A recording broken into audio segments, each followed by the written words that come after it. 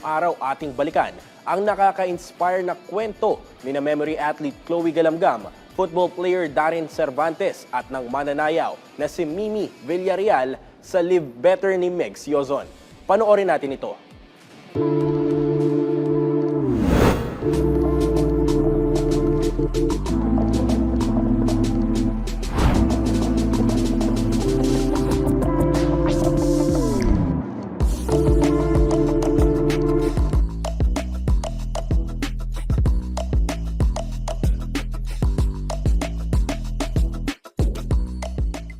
Ngayong hapon ating tunghayan ang paglalakbay ni memory athlete Chloe Galamgam mula sa kanyang mga unang hakbang sa memory sport. Paano niya ito ginamit bilang sandigan sa buhay at kung paano niya tinaguyod ang kanyang sarili bilang isang leader. Ito ang kanyang kwento.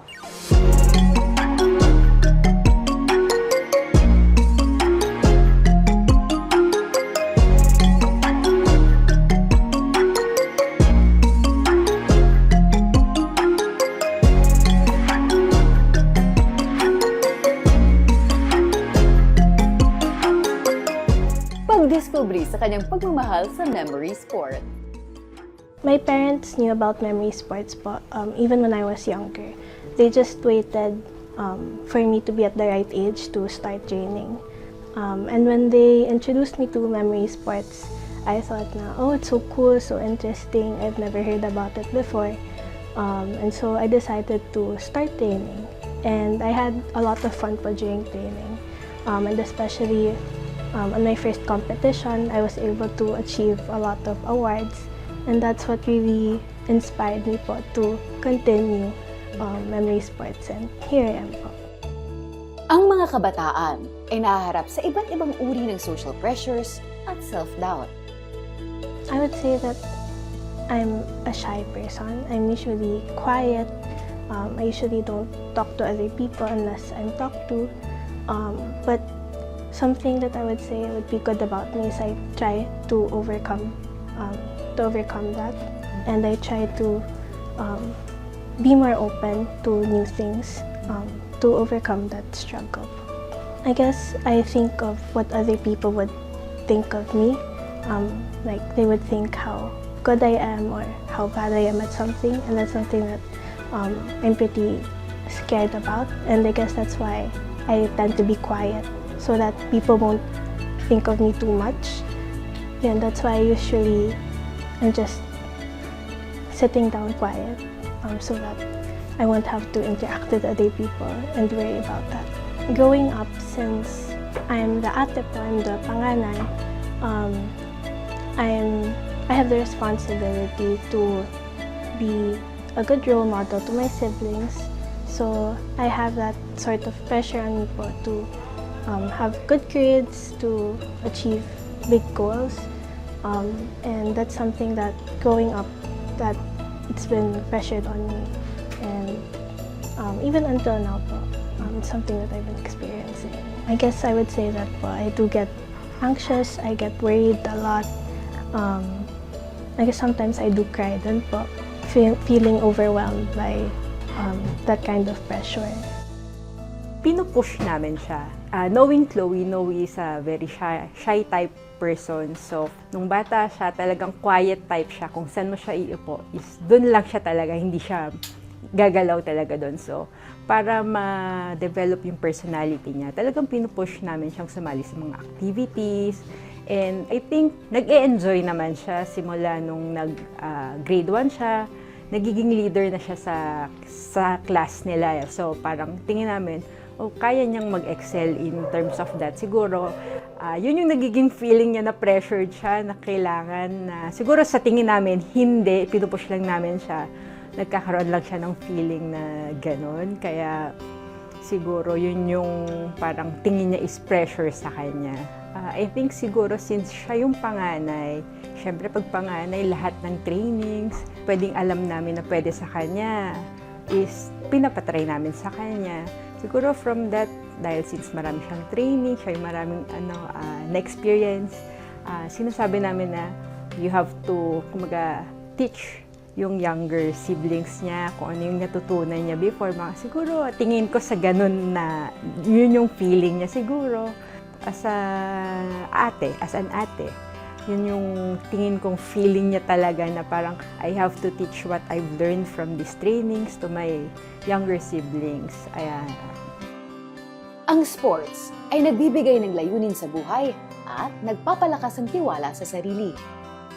When I join competitions po, I really have that determination to reach my goals, and having to have the discipline to train and to set and reach those goals. It helped me build my confidence in reaching other goals outside of memory sports, and the discipline, it helped me with that as well. Learning memory techniques has helped me in academics. It helped me focus on my lessons more, having that discipline to train. It helped me with my discipline and study habits as well po. And joining many memory competitions, it helped me gain confidence as well po, academically and socially, especially in leadership po. Having to set goals for competitions helped me set goals in academics and leadership roles din.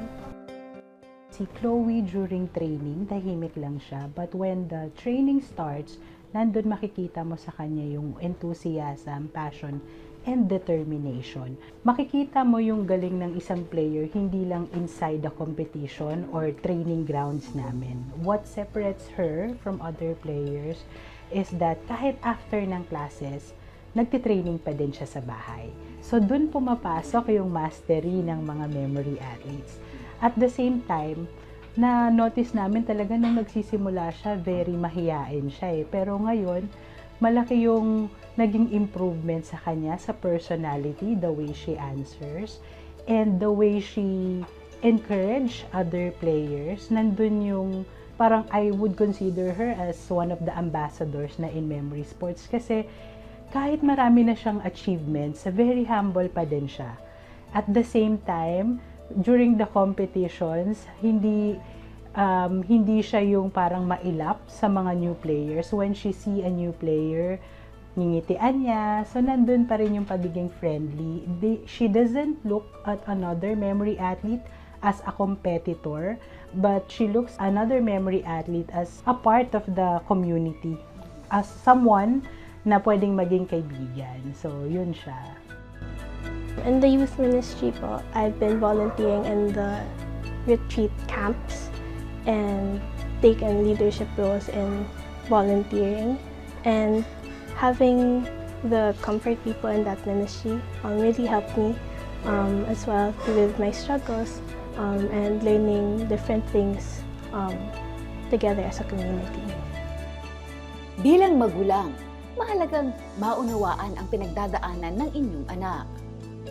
Siguro, I think, para ma-lessen na now that we know na feeling pressured pala siya sa mga ganon, siguro more on support, moral support, lahat ng support. Kasi actually ngayon is member siya ng Timothy group, youth group. So parang may bago siyang outlet para siguro yung pressure niya from that is medyo, tingin ko mabawasan since it's Christian ministry.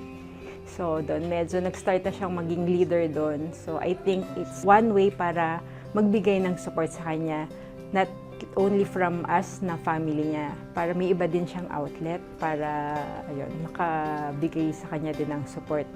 Since member siya doon ng prayer ministry. Advice sa parents, unang-una, know yung capability ng kids, support them kung ano yung hilig nila kasi syempre trial and error yan, di ba? So, kung ano yung pwede nating ipatry, iba't iba, pero kung alam natin na doon talaga mag-excel yung kids natin, yun. Siguro we have to support them all the way talaga. Not just by giving kung ano yung needs nila, to be there to help them, to support them, to guide them para maging successful kung ano man yung piliin nilang way or kung ano yung piliin nilang career. First, never give up. With whatever you're going through, Just know that you can overcome it. Believe in yourself.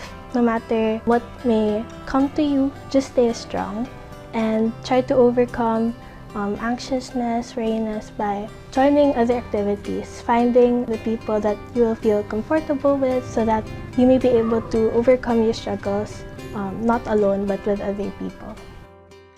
Ang mga kabataan ngayon ay nahaharap sa matinding social pressures at self-doubt na dulot ng social media at mga tao sa kanilang paligid. Ang sports ay isang mabisang paraan na nagtuturo ng disiplina, pagtutulungan at pagkakaroon ng layunin. Sa suporta at pagmamahal ng pamilya, nagiging mas matatag ang kanilang pundasyon. Sa kombinasyon ng sports at suporta ng pamilya, nagiging handa ang mga kabataan na harapin at pagtagumpayan ang anumang hamon ng buhay.